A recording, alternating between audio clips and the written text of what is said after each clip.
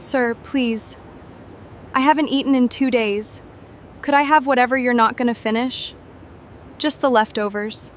Please. Of course. Please, sit down. Let me get you a proper meal. Please, sit down.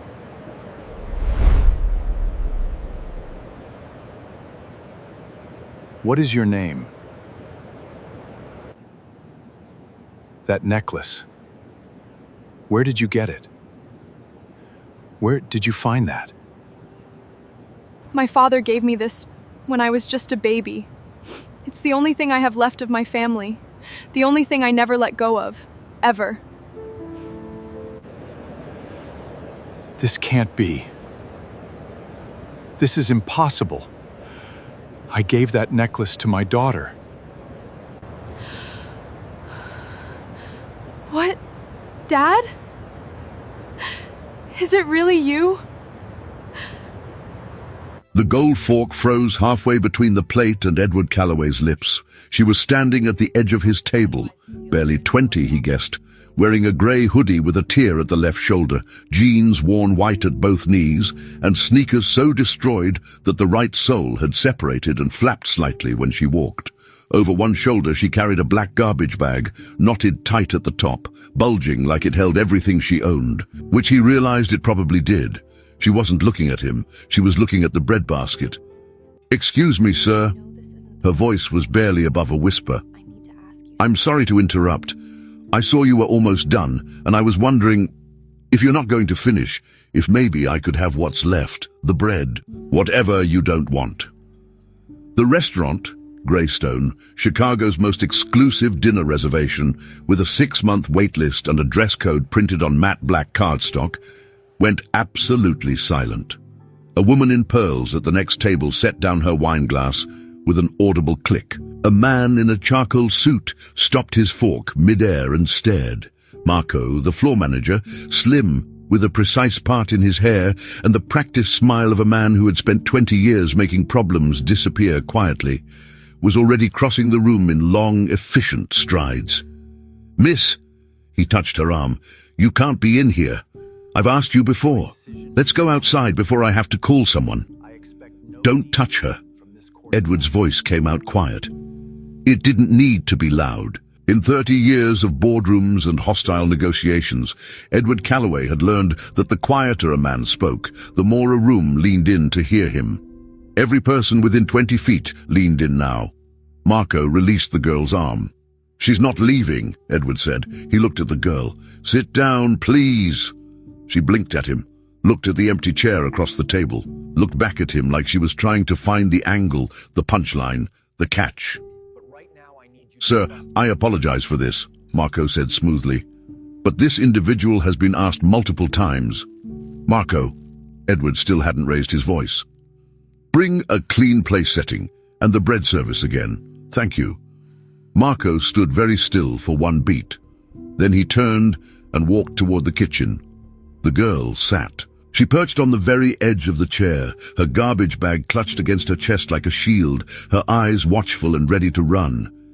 She looked like a person who had learned that kindness from strangers always came with something attached. "What's your name?" Edward asked. "Claire." She hesitated. "Claire Harmon." "How long have you been on the street, Claire?" She looked down. 7 months. Ish. "How old are you?"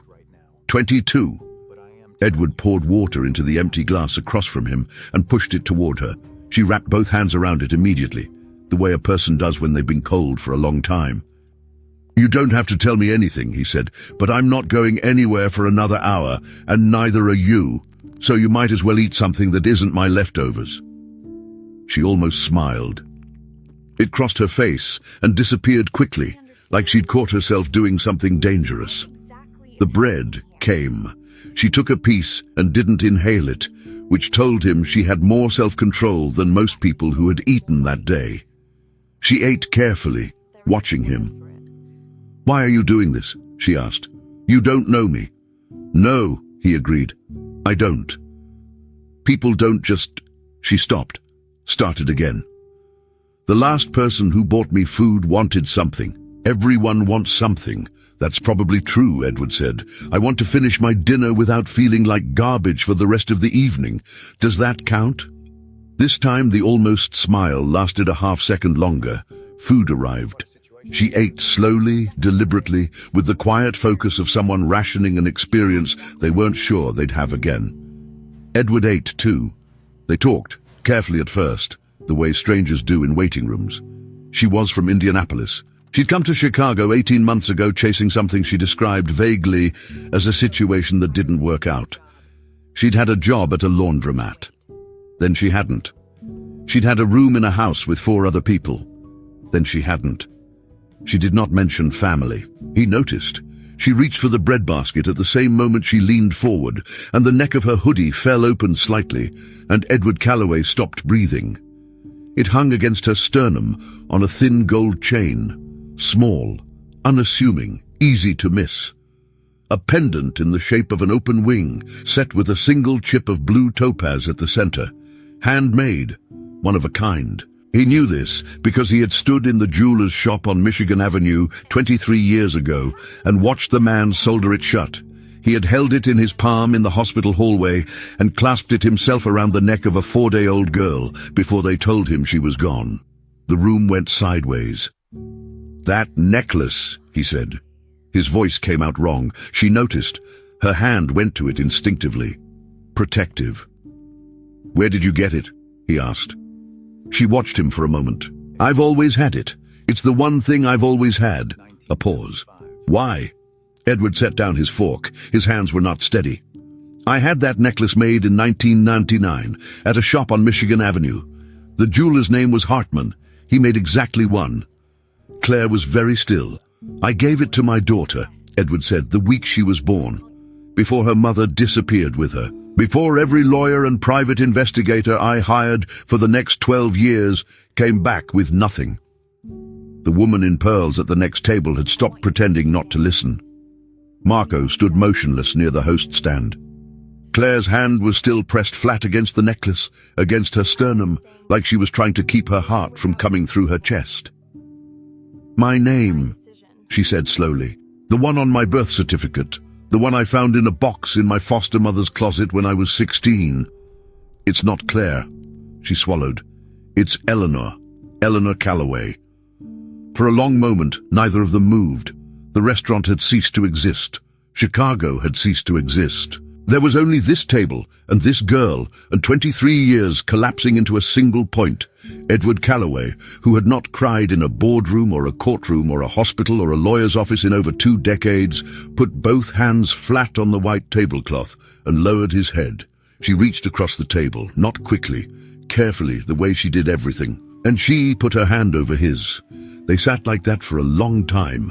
Outside on Michigan Avenue, the city went on doing what cities do. Taxis ran their routes. Wind came off the lake.